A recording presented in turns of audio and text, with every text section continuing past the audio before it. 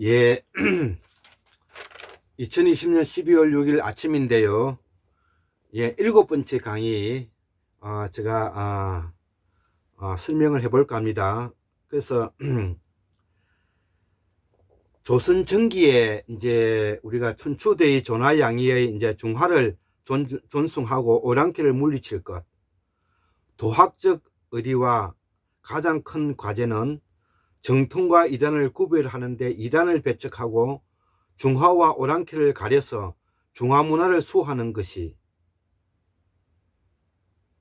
4대의 시작이다. 이론이죠. 여기서 바로 우리 정통의 흥무당의 무교사상을 버리고 배척하였기에 조선 전체가 가짜 선비와 가짜 양반이 만들어지게 되었고, 임난 이후에는 인조반정 위에 가짜 선비 가짜 양반이 춘추대의 존화양의의 명분이 청나라 여진에게는 우리가 남한 산성 40일 기간의 항복을 우리가 인조가 했는데요. 이때 그 피해가 조선의 피해가 얼마나 피했느냐 하면은 일제시대 때 7년간의 맞먹을 정도로 그게 피해가 심했다고 하니 이 놀랄 이야기지 않습니까? 그래서 청나라 여진에게는 남한 40일 기간에 항복했고 그 피해는 임난 7년과도 맞먹었다. 이 어찌 놀라지 않을 수 있는가? 이후에 일본에게는 임난 때나 그 다음에 한일 병탐의 선비들이 어병의 명분이 되었지만 이게 이제 이미 학문이 다 떨어진 것이 국가의 모습이 되고 나라는 망하게 된다. 예, 국가가 학문이 떨어지면 나라가 망하게 되고요. 그 집안의 학문이 떨어지면 그 집안이 망하게 되는 것입니다. 지금은 중국, 한국, 일본이 3분되어 있고요. 중국도 8기군의 바탕에 두고 있는 나라 체제를 가지고 있고, 한국도 조선 팔도로 이루어져 있는데 남북이 지금 분단되어 있는 것이고요. 일본도 관동과 관성이 하나의 나라는 아닌 것입니다. 그래서 지금 현재 그 통일되어 있는데 여기에도 일본도 많은 문제점을 가지고 있습니다. 자, 그래서 이제는 중국과 한국이, 일본이 뭐냐면은 3분한 형태의 우리의 그 체계를 가지고 있고, 이 역사를 바탕으로 해서 우리가 얼마나 많이 뭐냐면은 우리의 전통을 살려나가고 이끌어 가느냐에 따라 가지고 우리의 새로운 변화가 일어나리라 생각하고요. 그래서 지금 현재는 중국과 한국, 일본이 3분되어 있고, 중국도 8기군이 여기에서 나왔고, 한국의 조선 팔도가 여기서 나왔고, 일본도 크게 여기에 다르지 않을 것이다. 저는 이렇게 생각하는 것이고요. 이제 우리가 어떤 선택을 해야 할지는 이거를 통해서 우리가 확정해야 된다는 것입니다. 우리가 이거를 통해서 제가 7번째, 8번째 강의를 해서 이 내용을 들으면 우리가 어떤 생각을 가져야 되는 것을 우리가 확정해야 된다는 것입니다. 그래서 조선 전기에 제가 환인당 김경배 선생이나 조광조, 유황, 이런 사람들이 제가 예를 좀 들어드렸고요. 조선 후기에는 정학용이라든지 박지원 같은 사람을 제가 예를 들었고, 이제 마지막에 이제 일제시대 때 그 또 구한말에 살았던 우리가 유인석 선생의 뭐냐면은 사상을 바탕으로 해서 우리의 그 독립운동사와 관계되는 것을 우리가 설명할 수가 있는 것입니다. 자, 먼저 유인석이 제시한 처변삼사라는 그 내용이 있는데요. 이 처변삼사가 세 가지라는 것이죠. 첫째가 뭐냐면은 그러니까 이 국가 존망의 위기에 처했을 때 선비들이 대처해야 될 방법을 이제 알려준 것입니다. 이게 처변삼사라는 것이. 그래서 첫 번째가 어병을 일으켜서 침략지를 쓸어내는 것. 예. 이거는 이제 무장투쟁을 하자는 것이죠. 어병을 일으켜서 침략을 쓸어내는 건데요. 이것이 뭐냐면은 우리가 한자로 뭐냐면은 거의소청하는 거라는 거예요. 거의소청. 소지하자는 거죠. 소지. 예. 아주 쓰레기를 다 치우듯이 뭐냐면 저 애들을 뭐냐면은 아주 쓸어내자는 것이죠. 두 번째, 멀리 떠나서 옛 제도를 지키는 일. 예, 이것이 우리가 뭐냐면은 임나 뭐고 구한 말에 우리의 선비들이 간도와 만주로 가서 독립운동을 전개했던 방법이죠. 거지수구.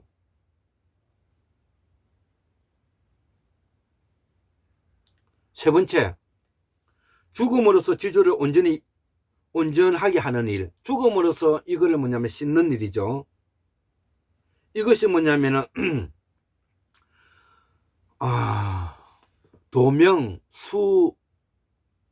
도명수의. 예.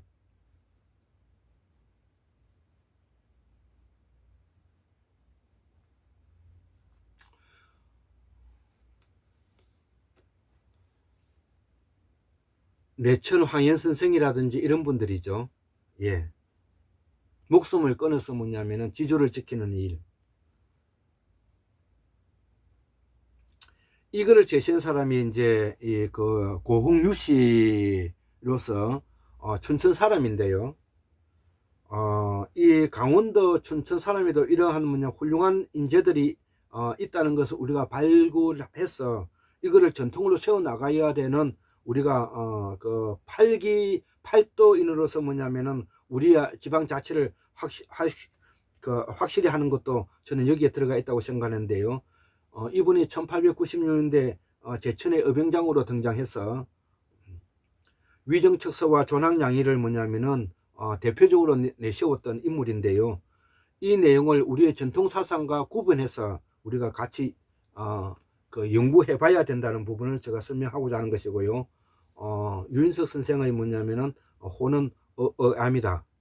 이렇게 이제 말을 하고, 또 한 분이 뭐냐면은 제가 이제 선비를 이제 그 설명 들어가는데, 이게 박은식 선생인데요.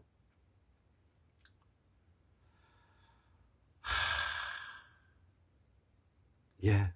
네, 여기 조금만 들어오면은 너무나 가슴이 멍멍하고 안타까워서 어찌할 바를 모르겠습니다. 왜냐하면은 우리가 알고 있는 전통사상이 너무나 뭐냐면은 정통사상과는 괴리되어 있고 분리되어 있다는 것을 제가 알기 때문이죠. 그래서 조선시대 때 뭐 실학을 이야기하고 선비 정신을 이야기해 봤자 그 내용은 한계를 가지고 있는 것입니다. 그래서 요 내용은 정제되어 있는 글 바탕으로 해서 읽고 제가 끝맺을까 합니다. 선비의 바른 기풍을 추구하는 것은 도학자들의 사이에도 있었지만은 선비의 허위적 면모를 성찰하고 진실한 모습을 추구하는 것은 실학의 중요한 과제이기도 했다. 예, 즉 전통의 선비의 정신에서 정통의 우리의 정계류무의 뭐냐면 선비 정신을 되살리고자 하는 것이 실학에서 있었다는 이야기가 되겠죠. 그래서 개업파들 중에서 한말 도학이라 해가지고 한말의 도학을 위정척사론이죠. 위정척사론은 뭐냐면은 위로는 조정을 떠받들고 외세를 물리치자는 이론이지 않습니까? 이것이 폐쇄적 수구론으로 비판하면서 우리가 김홍집 내각이라든지 이런 사람들이 바로 이제 그런 것들인데요. 여기에 이제 우리가 박은식 선생 같은 분은 이 역사학자이기죠. 신채호 이런 분들은 이제 역사학자이기도 하죠. 또 우리의 마지막 선비라고 또 볼 수가 있고요. 그래서 이거를 비판하면서 박은식 선생은 호는 백암인가요? 백암 박은식 선생이죠.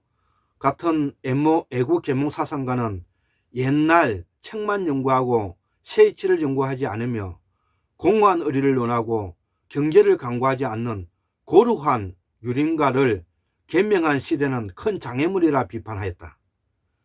일제강점기에 전통 도학의 선비들은 한편으로 혹독한 비판을 받았지만은 상간에 은둔하여 창시 개명 등 일제의 끈질긴 동아 정책을 전면적으로 거부함으로써 민족 정기를 지켰다는 긍정적인 의미를 인정할 수가 있다는 것이죠.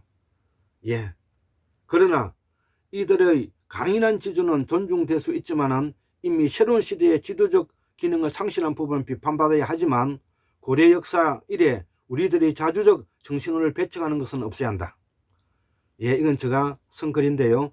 우리의 선비 정신은 바이칼 호수에서 환웅이 개국한 몽골 총원을 거쳐 디지털 유목의 후예로서 마땅히 세계 최고 최상의 정신 문화임을 잊어서는 아니 된다는 것이 뭐냐면은, 제가 오늘 뭐냐면은 강의를 마치면서 제가 약간 눈물이 좀 먹어지는 느낌을 제가 받습니다. 제가 잘 눈물이 고이지 않는 사람인데요. 이 글을 제가 예전에 내용을 적은 것을 이렇게 생각해 보니까 좀 가슴이 먹먹해집니다. 우리의 정신은 바이칼 호수에서, 이게 흑무당이죠. 흑무당. 예, 흑무당.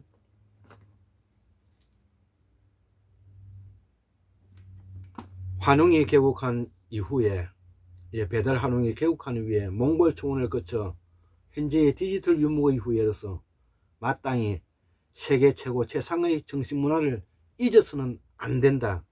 예, 강의를 마치겠습니다.